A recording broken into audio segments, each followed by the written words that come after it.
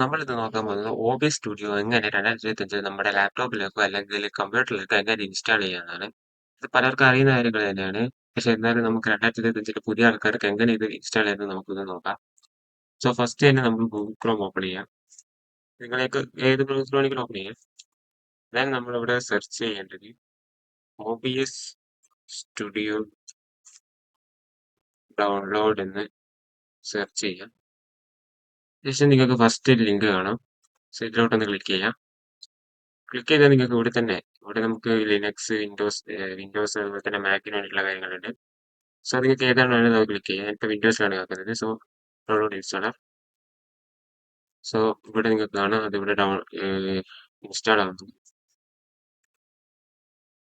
So ഇതൊന്ന് install ആകട്ടെ. So നമ്മുടെ OBS സ്റ്റുഡിയോ ഇവിടെ ഇൻസ്റ്റാൾ ആയിട്ടുണ്ട്. സോറി, ഡൗൺലോഡ് ആയിട്ടുണ്ട്. നമുക്കിനി ഇത് ഇൻസ്റ്റാൾ ചെയ്യണം. സോ ജസ്റ്റ് ഇതൊന്ന് ക്ലോസ് ചെയ്യാം. അതിനുശേഷം നേരെ നിങ്ങളുടെ SPCയിലോട്ട് വന്നു കഴിഞ്ഞാൽ നിങ്ങൾക്ക് ഇവിടെ ഡൗൺലോഡ്സിൽ നിങ്ങൾക്ക് അത് കാണാൻ കഴിയും. സോ നമുക്കിത് ഇവിടുന്ന് ജസ്റ്റ് ഡബിൾ ക്ലിക്ക് ചെയ്യാം.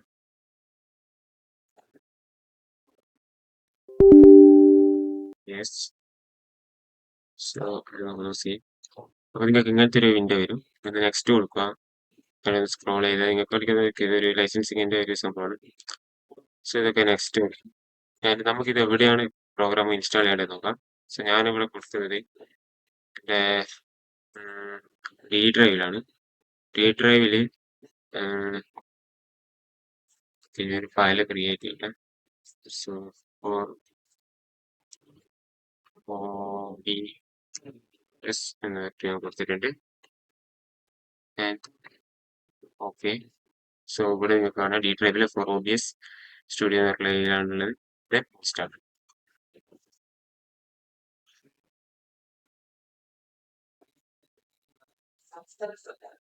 സോ ഒന്ന് ഇൻസ്റ്റാൾ ആവട്ടെ. വെയിറ്റ് ചെയ്യാം.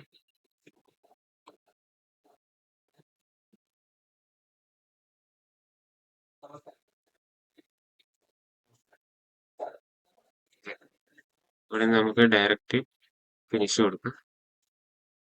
സോ ഇവിടെ നമുക്ക് ഒരു ഐക്കൺ വന്നിട്ടുണ്ട് OBSന്റെ. ഓക്കെ, OBS ഇവിടെ വന്നിട്ടുണ്ട്. സോ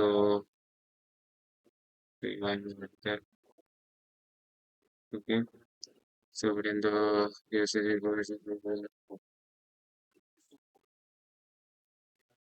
സോ ഞാനിത് ജസ്റ്റ്